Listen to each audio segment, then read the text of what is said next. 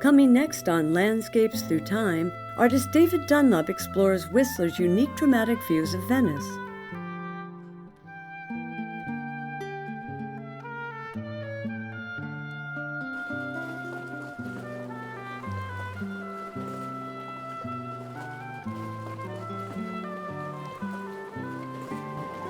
This is Venice.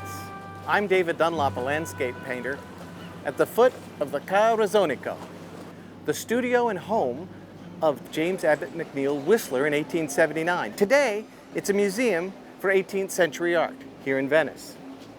Whistler arrives here from London with a lot of ambition, especially for an artist who was bankrupt.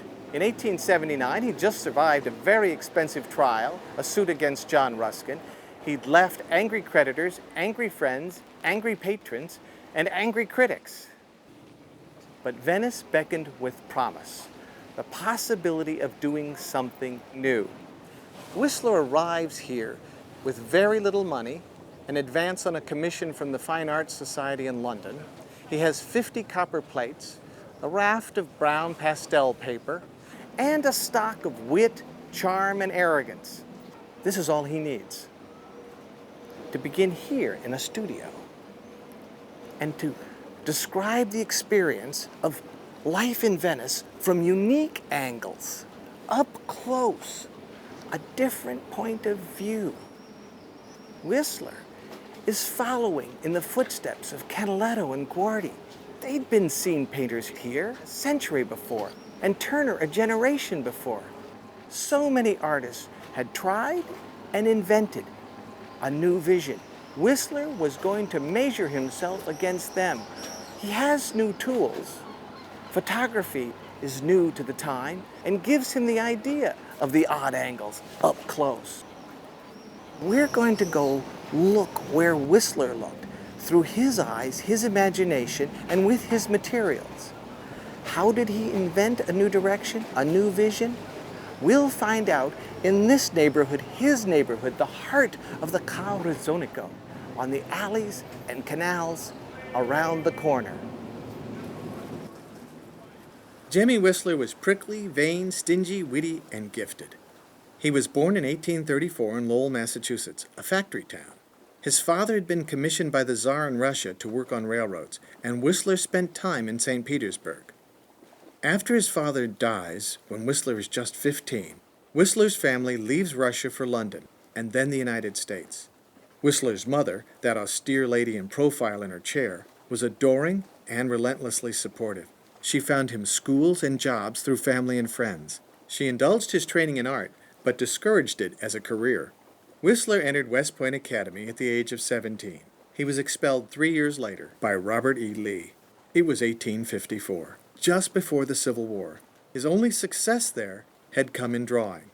One of Whistler's first jobs was drawing maps for the United States government. He transferred to the etching department after it was discovered that he made sketches of his colleagues and friends and other drawings on the edges of those maps. Like Sargent, Whistler was more European than American. His European education in Russia had assured fluency in French. In 1855, he leaves for Paris to become an artist. In 1855, the art world centered in Paris. The Paris Salon was its focus. He signed on with Charles Glaire's studio in 1856. This was the same studio which just a few years later would incubate the Impressionists, Monet, Renoir, Basile, and Sisley. Whistler moved through the avant-garde circles in both Paris and London, and café life in Paris was particularly Whistlerian. His friends enjoyed his wit, his singing, and his painting. They included Henri Fantin-Latour, Manet, Degas, Legros, and Courbet. Whistler, always uneasy with instruction and authority, let his influences come as he found them. Whether as a sick child with the magical illustrations of Hogarth, as a student copying an adored landscape by Turner, or peripatetic traveler finding Dutch masters in Holland, and Courbet, Velázquez, Delacroix, Manet, Corot in France. His taste for the exotic was excited by the new fascination for the Japanese. He took their idea of simplified design distilled to the absolute minimum. In 1858, Whistler published a series of etchings. He called them the French set. They helped establish his reputation as an artist. In 1959, Whistler moves to London and the next year his painting At the Piano was rejected by the Paris Salon and exhibited in London at the Royal Academy Exhibition. London, transformed and driven by industrial and artistic revolution, suited experimental artists like Whistler. Markets in business and art were changing. The old constraints of moral purpose, accuracy, and polish were giving way to daring romantic effects and visual ambiguity. Now we have art for art's sake, art for the artists. In London, his circle included Rossetti, Oscar Wilde, Thackeray, Trollope and Swinburne, and Pre-Raphaelites, Hunt and Millet. Whistler kept his ties to Paris over the years, and his portrait of his first mistress and model, Jo Heffernan, was exhibited in the radical 1863 Salon de Refuge. The crowds came and they laughed. They laughed at Manet and they laughed at Whistler. In 1871, Whistler produced the Thames set, a new collection of etchings. He also introduced a new way of thinking about art through his titles, nocturnes, symphonies, musical arrangements. That alone was enough to irritate the critics. And here now was an art of suggestion and evocation, not precise descriptions. Art that felt like music, evoked sensations through distilled arrangements of line, design, and color harmonies. Whistler enjoyed a couple of major splashes in the art world. His painting of the Scot philosopher Carlyle and the painting of his mother. Both went to public collections. Portraits were a reliable revenue stream for Whistler, like his patron Freddie Leyland, who was also the owner of the Peacock Room. Like so many artists from Gainsborough to Sargent, Whistler grew weary of the demands of portraiture. He turns to landscapes, a lifelong fascination. In London, Whistler exhibited a series of new experimental paintings. The eminent critic John Ruskin reviewed them, and he reviewed them harshly. He claimed that Whistler was a coxcomb who had thrown a bucket of paint in the public's face and had the effrontery to charge 200 guineas for it. This sort of attack was such an insult that Whistler sued. The libel trial would bankrupt him. He won, but only a farthing. He couldn't afford his house in Chelsea or the legal fees from the trial. The courts would auction his paintings. Nothing could have depressed Whistler more. Through friends in the Fine Arts Society in London, Whistler received a commission, a series of etchings to be done here in Venice. They would publish them and exhibit them. The Fine Arts Society had seen his London etchings, and they had been impressed. Those were more meticulous and detailed than the more expressive and evocative etchings that he would make in Venice. The advance from the Fine Arts Society would afford Whistler the chance to come here, escape to Venice, at least for a month or two. That was the intention of the Fine Arts Society. But Whistler always had his own agenda, and he stayed for over a year. Coming here was a chance to begin again. He first finds a little apartment above a shop in the Frari section. Then he moves to a new studio space in the Ca Rezzonico. A year later, John Singer Sargent is going to take a studio in the same building. After that, he's going to move to the Casa Jankovic across town near San Biagio, overlooking the entire city of Venice. But while he has his studio in the Ca Rezzonico, he's doing pastels and etchings, and this is the neighborhood he does them in. He'll do both horizontals and verticals. He's brought with him from London a raft of paper, different colors, brown, gray, blue. He'd seen other people work on these papers. He'd seen the watercolors of Turner on gray and blue, brown paper, like the undertone of a painting. He's doing something very different.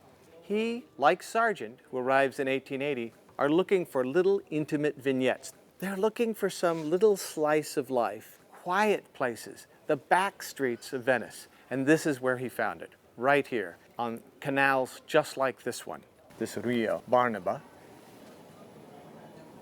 Now, etchings had become more popular because of the work of Courbet, Delacroix and Manet, Corot and others who were modernizing the whole idea of etchings, that something that could reveal a quick sketch, a feeling, rather than very precise topographic information, which had been the tradition.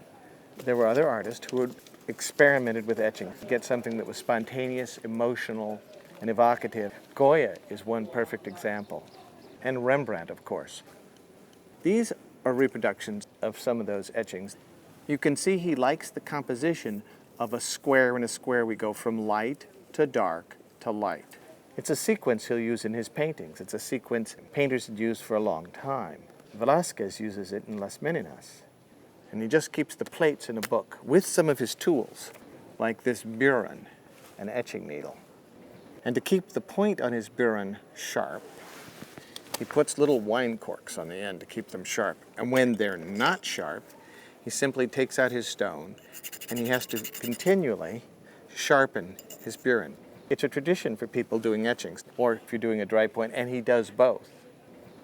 I'm going to show you how that process works. To the dry point, the plates are not very large. The plate for the etchings, it has a resistant ground, and he scratches through the ground, and wherever he scratches, the acid will cut a deeper line. In a dry point, we don't need the ground because we're going to rub the ink directly into these little incised lines. When you're making an etching, what you've done is you've made an image which will be reversed when you print it. It will become a mirror image of what you've drawn. He's been shopping for these special papers from old books. That paper is what's going to be pressed onto this copper plate when the ink is on the plate. First you cut the plate, then you ink the plate, and then you take the paper and press it to the face of the plate, and that plate is rolled through with a big steel roller, an etching press. The paper's on top, and the paper is pressed very hard with thousands of pounds of pressure per square inch onto this plate. It's how Rembrandt did it. It's how Jacques Callot did it. It's how engravings were made. Some artists prepare their plates differently than others, but having the right color and tone to the paper was important to Whistler, not only for the etchings, but also for the pastels. He uses colored papers for those too. He'll make a sketch that is about the size of his copper plate. Close. And then look for something that is very graphic, something that is very strong darks, very strong lights. He takes liberties because, as he's told us time and again, it's not the information that counts. It's how I feel about it and how I arrange it. And here he can arrange it without concern for color because it's all just tone. So I'm going to mark off some thirds, follow a rough scheme of pushing things out of the center. I've got a square in a square, moving back. You see how you move from light to dark to light. That's the principle. And then anything silhouetted back in here would easily be perceived of as a figure. He'll scratch in dark lines, we call it cross-hatching, onto the copper plate. And then you can see the partial indications with the broken lines of textures, steps perhaps, or part of a boat, something just like that. Then tone can be hand rubbed in, and we call that process a monotype, where each plate would be inked a little bit differently. So the information is not just kept in the lines that are incised by the burin, but the information is augmented by white tones of ink. Now I'm sitting pretty low, but I'm on the fundamenta, on the pavement alongside the canal. Whistler liked to be in a boat down on the canal so that he would be looking a little bit up. And I'm going to make this more of a monotype so we can hurry the process along and you get a feeling of how they're created. I'm coming past the midpoint with this square so it doesn't divide the picture in half. Let me put this midpoint in marker. You'll notice that I off-centered this square of light inside of this rectangle. Now there's some linear perspective lines which I'll incise in here to allude to the way the space is heading back to an eye level which is just above the floor here. So ceiling has directionals that go this way. And remember, he's very accomplished with linear perspective. He'd studied how to draw at West Point under J. Alden Weir's father. He's troubled by the fact that perhaps his evocation in paint, pastel, or dry point and etching appears easy when in fact it's simply open and suggestive. And his design, his linear perspective system, his use of color harmonies, and his arrangements are highly sophisticated and distilled. Whistler was an experimenter.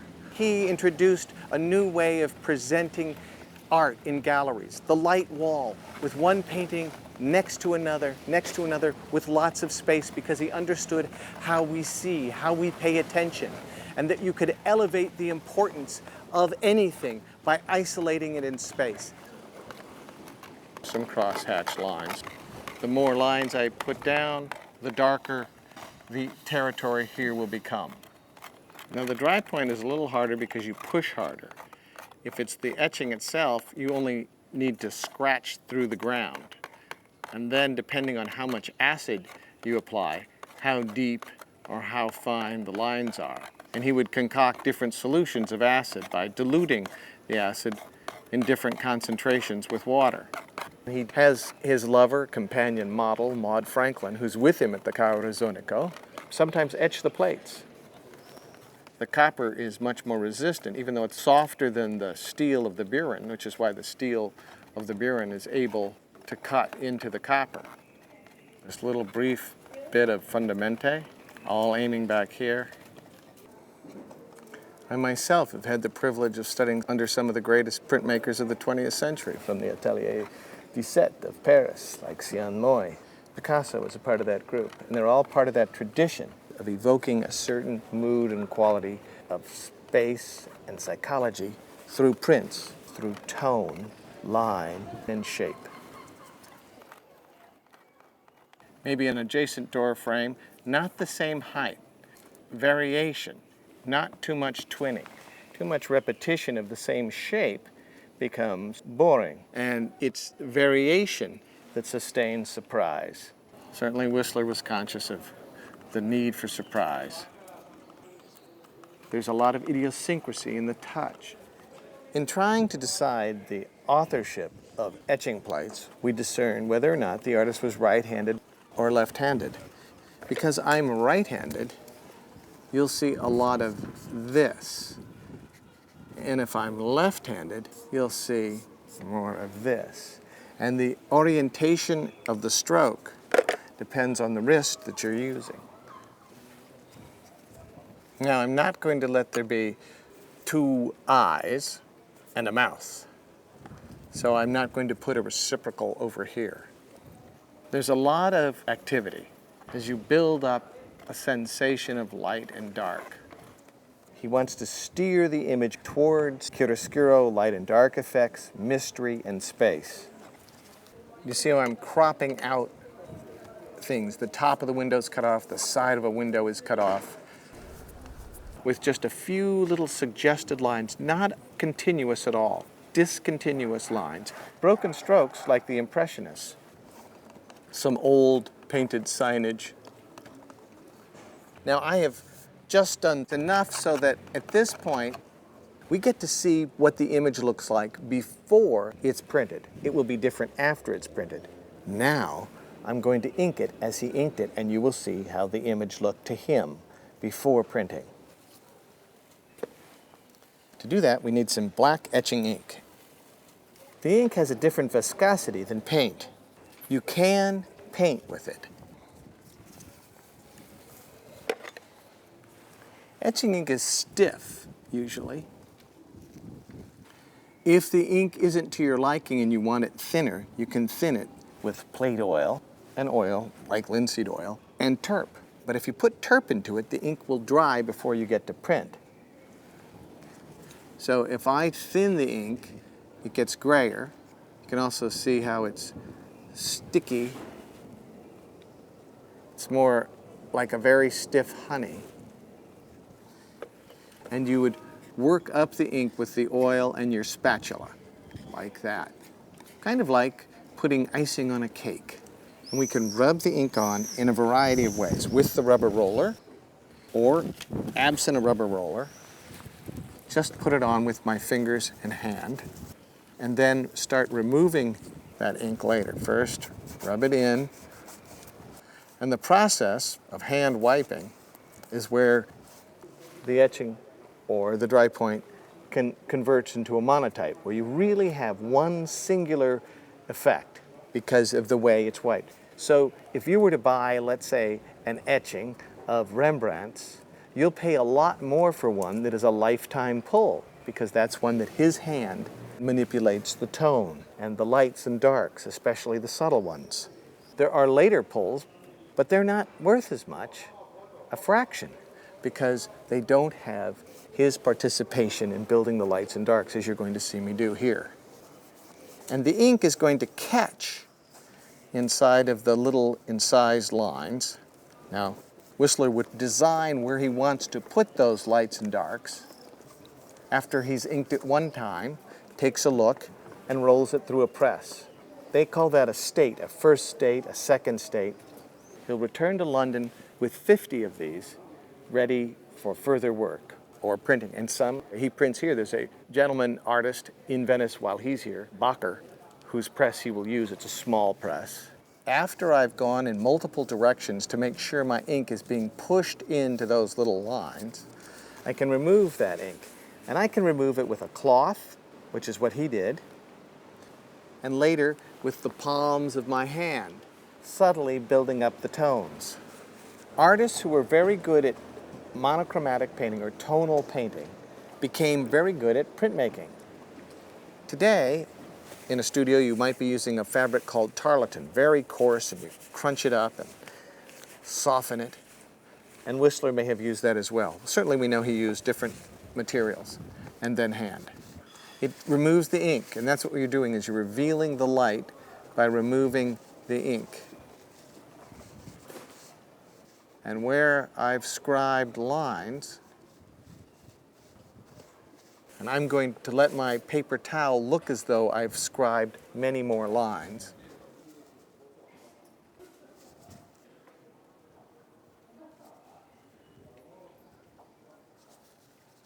Some territories are discrete with their edges, and other areas are blended. I'm using my incised lines as a template for finding the shadows. I think I see why Whistler loved this, because you can already see you're working from a position of absolute mystery, darkness, and finding some clarity, finding some light, but stopping before you have real clarity or legibility. So you sustain mystery. It's as though you're working backwards. Most people think of adding paint to create their image. Here, you add the light through a process of discovery.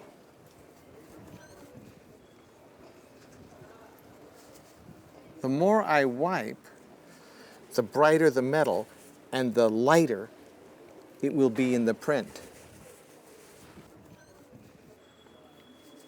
The women in his life include Joanna Heffernan, Jo, who would later go on to become Courbet's model and companion, Maud Franklin, a companion of 14 years, and eventually Beatrice Godwin.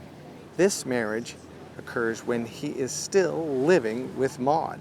He just didn't tell her he had gone off to marry a younger woman, Trixie. Maud joins Whistler for his time here in Venice. She calls herself Mrs. Whistler, but was not invited to social events, to dinners with Browning, his friends, Menpes, or other colleagues and friends. The same was a problem for Jo, who raises Whistler's illegitimate son, Charles.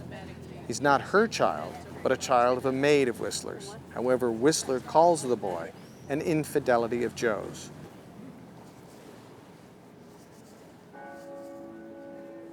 You would expect artists like Goya or Turner, who understood the printmaking process, or Rembrandt, to have their oil paintings follow a process that was similar to the printmaking process, and that is the process of discovering light out of the darkness.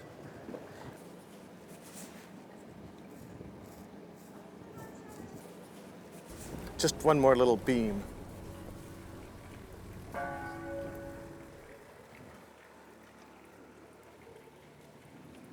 He's always trying to push away from tradition and distinguish himself as different, not only because of its novelty and a way of establishing an identity, but he also thinks it's a way of discovering new frontiers in art, new designs.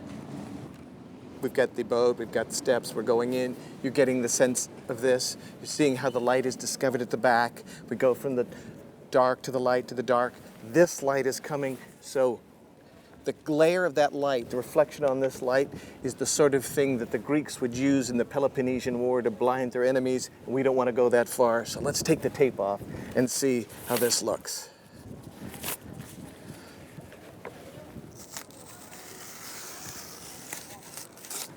The next plate you're going to see is what this sort of image looks like after it's run through a press. It looks very different, especially in reverse, and the lights and darks. The feeling of the copper is gone because now he's on paper, and you'll see why he likes that old yellowed paper to be reminiscent of the beautiful tone we have on the copper. Venice was a fertile laboratory for Whistler, as it had been for Turner, Canaletto, and Tintoretto. Coming here was a chance to begin again. The Fine Arts Society exhibit. It's going to be celebrated as one of the major achievements in printmaking history, but it begins here, on this canal in Venice. I'm David Dunlop. I'm a landscape painter. Funding for Landscapes Through Time was made possible by the following.